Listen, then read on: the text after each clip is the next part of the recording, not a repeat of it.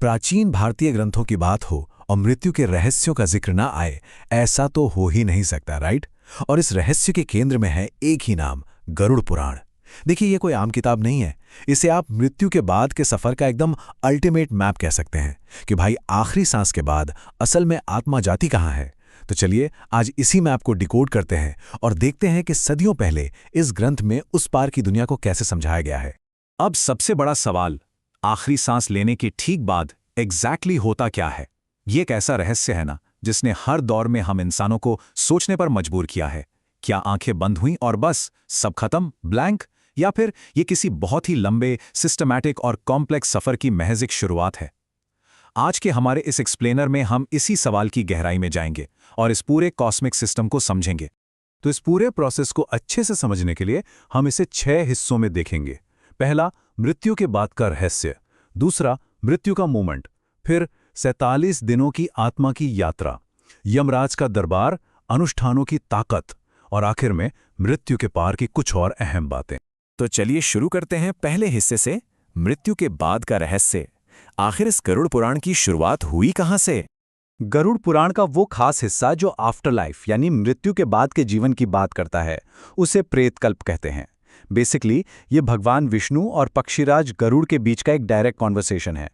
हुआ यूं कि गरुड़ जी के मन में मौत और उसके बाद की दुनिया को लेकर ढेरों सवाल थे और भगवान विष्णु ने बड़ी ही डिटेल में उनके जवाब दिए।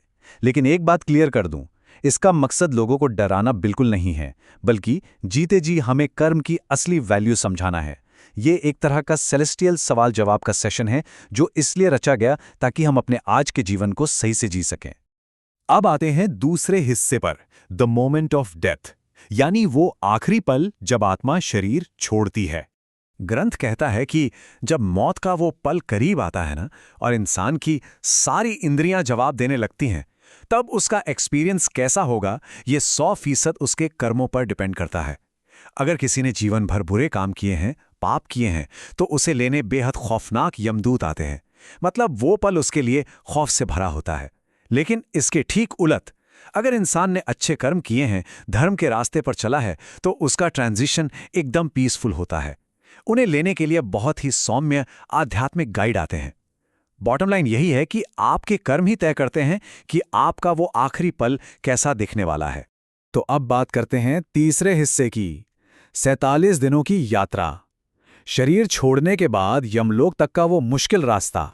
शरीर त्यागने के बाद आत्मा पहले ही दिन अपने घर से निकल पड़ती है।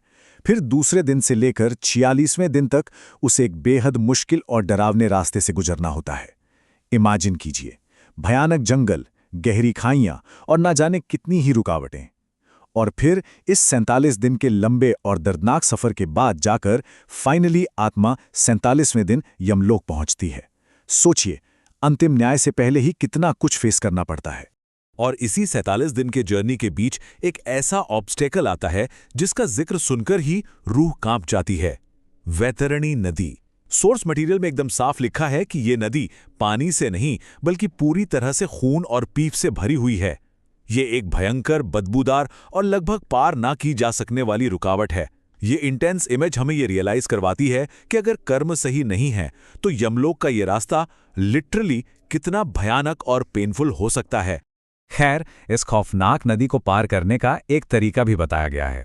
हमारी सांस्कृतिक मान्यताओं के हिसाब से अगर किसी ने जीते जी दान पुण्य किया है और स्पेशली गौदान यानी गाय का दान किया है, तो माना जाता है कि उस आत्मा को इस वैतरणी नदी को पार करने में बहुत आसानी हो जाती है।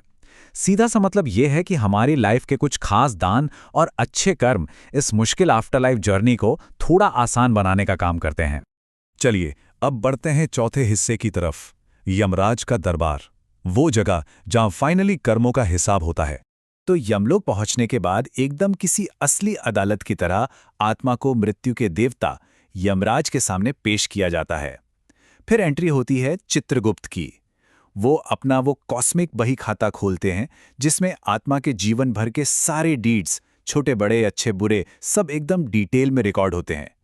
मतलब आपका कोई भी विचार या काम वहां छिप नहीं सकता। और जो भी फैसला सुनाया जाता है ना, वो स्ट्रिक्टली आपके कर्मों के बेसिस पर होता है। ये एक ऐसा फुल प्रूफ ऑडिट सिस्टम है जहां पार्शियलिटी या भेदभाव का कोई चांस ही नहीं है। 28 अब आप सोचेंगे ये नंबर क्या है? दरअसल कर्मों का हिसाब होने के बाद ही आत्मा का स्वर्ग या नरक तय होता है, और गरुड़ पुराण में पूरे 28 मुख्य नरकों के बारे में बताया गया है। हर एक नरक को इस तरह से कस्टमाइज किया गया है कि वो पृथ्वी पर किए गए अलग अलग पापों की एकदम सटीक सजा दे सके।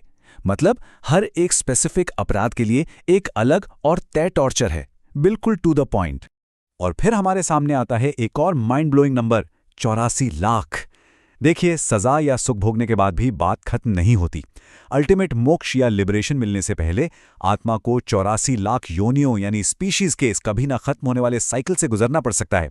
इसे सुनकर समझ आता है कि इंसान का जन्म मिलना और फिर मोक्ष तक पहुंचना एक्चुअल में कितना रेयर और कितना लंबा प्रोसेस है। अब आते हैं हमारे 5वें हिस्से पर, अनुष्ठानों की शक्ति। मृत्यु के बाद जो 13 दिन की रिचुअल्स होती हैं, उनका असली लॉजिक क्या है? कभी सोचा है कि जो लोग जा चुके हैं उनके लिए हमारे किए गए रिचुअल्स काम कैसे करते हैं? गरुड़ पुराण के हिसाब से मृत्यु के बाद 13 दिनों तक जो पिंडदान किया जाता है वो असल में उस भटकती आत्मा को उसकी 47 दिन की टफ जर्नी के लिए एनर्जी देता है। और जब श्राद्ध के अनुष्ठान पूरे होते हैं तो आत्मा का जो प्रेत शरीर है वो एक सूक्ष्म शरीर में ट्रांसफॉर्म हो जाता है, जिससे वो अपनी आगे की यात्रा कर पाती है। तो आप देख रहे हैं, ये सिर्फ पुराने रीति रिवाज नहीं है, बल्कि ये एक तरह का एनर्जी ट्रांसफर मैकेनिज्म है। पर यहां एक बड़ा सवाल है, क्या हो अगर मौत समय से पहले हो जाए?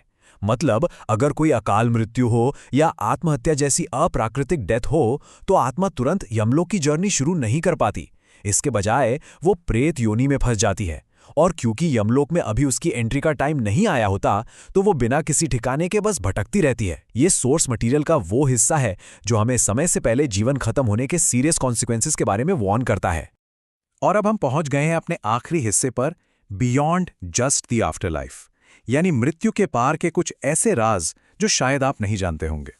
हम में से बहुत से लोग यही मानते हैं ना कि गरुड़ पुराण बस मौत, नरक और सजाओं का एक रूल बुक है, लेकिन सच तो यह है कि इसमें कुछ बहुत ही सरप्राइजिंग टीचिंग्स छिपी हैं।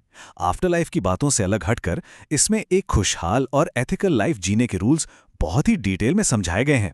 यहां तक कि इसमें आयुर्वेद यानी मेडिसिन का गहरा ज्ञान है, और जेमोलॉजी यानी रत्नों की स्टडी का भी कमाल का डिस्क्रिप्शन मिलता है।